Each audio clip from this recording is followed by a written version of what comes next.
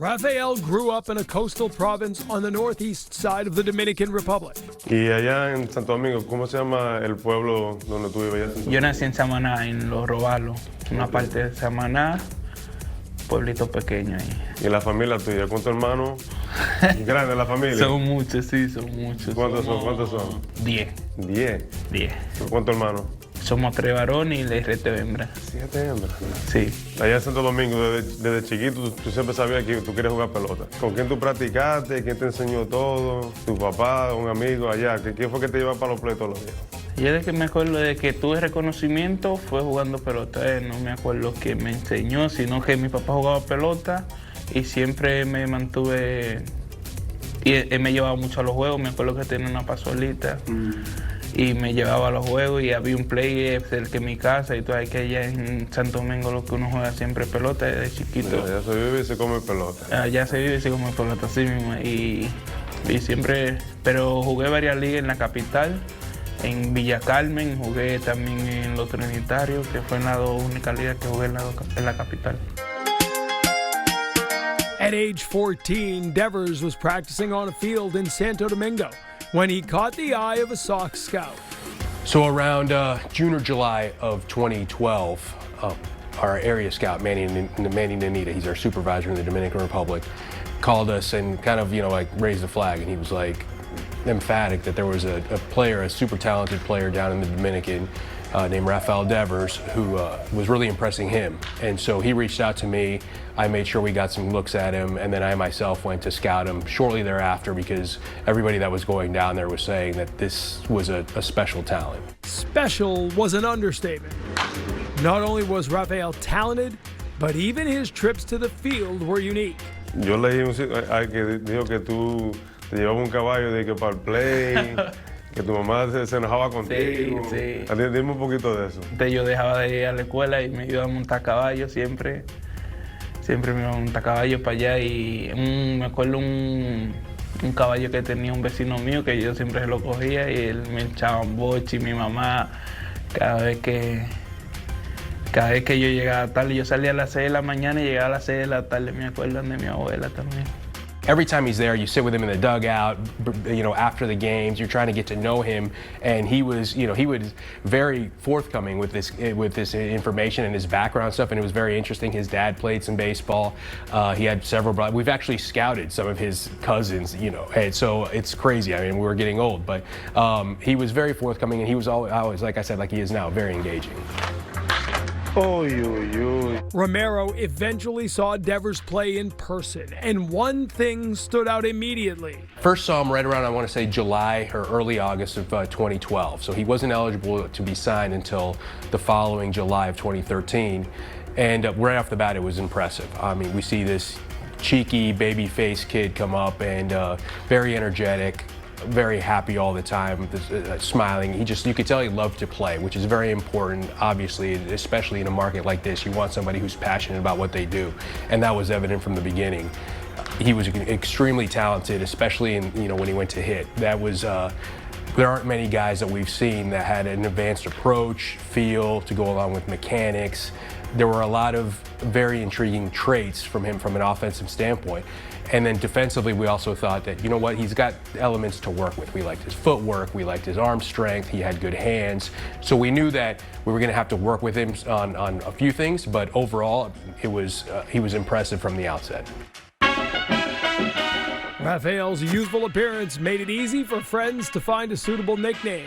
Háblame del nombre que desde que llegué aquí, que oigo todo el mundo llamándote. Carita. Te dicen Carita. ¿Por qué te dicen eso? Carita fue una noche nosotros poniéndonos nombre y yo siempre paro riéndome. Allí en Dominicana, los muchachos en mi vivienda donde me crié en vivienda ahí. Y nos estaban poniendo nombre una noche y me acuerdo, había un compañero mío y le pusimos meme. Y a mí me pusieron Carita y al otro día yo me levanto y los amigos míos me estaban llamando, Carita, va a jugar. Y yo, ¿cómo que Carita? y ahí se me quedó Carita. Se te pegó ahí. Una barbería y los muchachos después de ahí me comenzaron a llamar Carita. Y yo digo, oye, ahora me va a quedar el nombre, y se me quedó el nombre. Y aquí en Grande Liga ahora todo el mundo dice Carita. Todo el mundo me dice Carita. That was one of the first things. I mean, Manny and Anita, when he reached out, he's like, oh, and they call him Carita. And I was like, well, why? Does he have, you know, he's like, oh, he's babyface, you know? And so, and it was obvious. I mean, when we saw it, we were like, oh my God, that is the most appropriate nickname ever. And it's obviously stuck with him. He still looks super young. But it also fits him just because he's so vibrant and positive. And he's, you know, every time you see him, you just smile. You know, he gets that out of you. In August of 2013, the Sox signed the 16-year-old Devers as an international free agent. We got to know Rafael extremely well. We had him over at the complex. We took he and his family out to dinner, got to know them, and everything just checked out so positively that at the end of the day, we had a consensus. It was unanimous that this was really our main target that season. At the end of the day, we just, you know, had a great relationship with his agent, and it all just came together. But the other thing I wanted to add is how much Rafi wanted to play with us. I mean, there was one point before he signed that he was like, I don't want to do any more tryouts. I want to stay with the Red Sox. This is my team. And he obviously loved David Ortiz and Pedro and Manny Ramirez, so that all helped. But you know, this process I was very proud of the process overall and extremely proud of our guys for the way that they all worked to get him signed. The guys can speak English. Y el lenguaje. No, porque el lenguaje no es... El lenguaje es difícil, pero a la vez uno aprende y uno... Immediately from day one, he starts with English classes down there 5 times a week. And then we also have like life skills along with that, which helps him, you know, get ready for U.S. life with the laws, the way the laws are here. You know, things like ordering food, banking, emails, you know, all the basic issues that they'll first encounter here when they come to the States. But he was really comfortable with it, and he took to it, you know, and I think he's made good progress with that.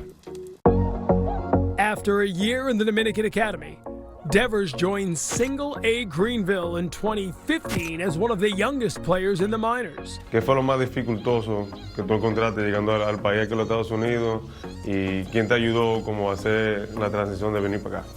No, mi familia. Cuando dejé mi familia, entonces qué difícil. Mi primer año, yo venía, pero me iba un mes, venía por semana, pero después cuando comencé a jugar